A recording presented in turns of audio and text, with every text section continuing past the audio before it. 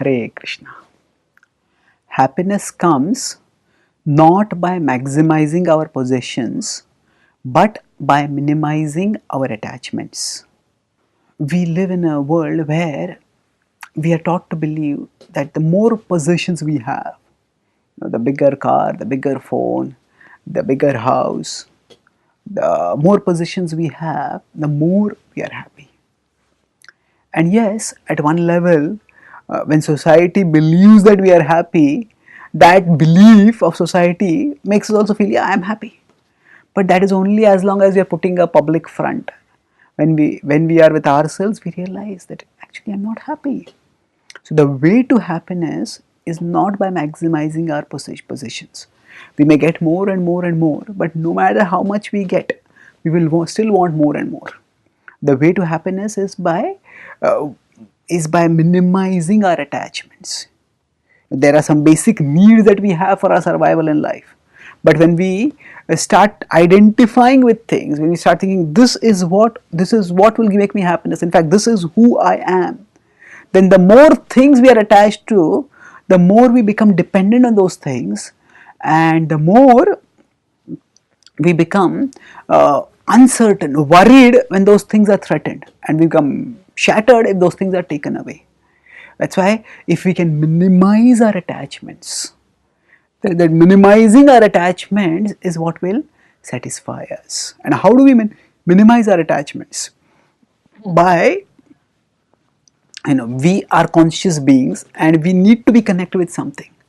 So to the extent we are connected with the supreme spiritual reality, Krishna, to that extent we will experience inner satisfaction, and that inner satisfaction will counter the lure of outer gratification with which the possessions of this world tempt us. And that's why the more we connect with Krishna with the practice of Bhakti Yoga, the more we will be able to give up our worldly attachments without feeling as if we are being deprived.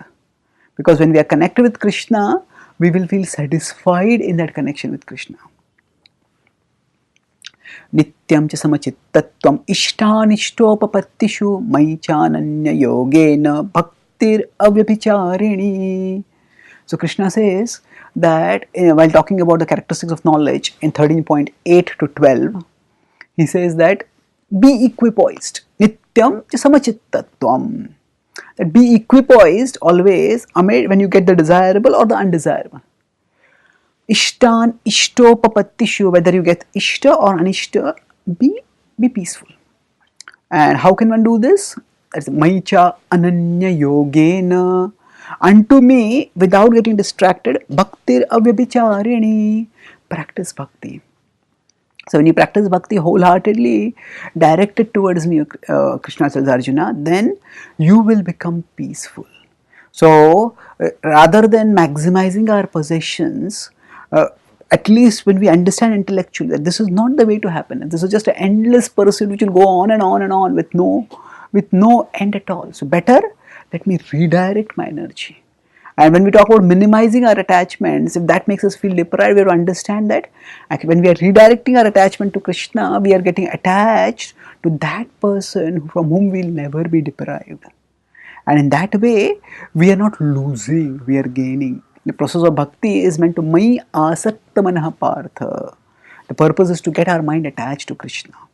So that way, when we actually minimize our worldly attachments by maximizing our focus on Krishna, by maximizing our connection with Krishna, then we will be able to be satisfied irrespective of whether we have little or more, because we will have within our heart the Supreme Being who is the source of all satisfaction, Krishna. Thank you. Hare Krishna.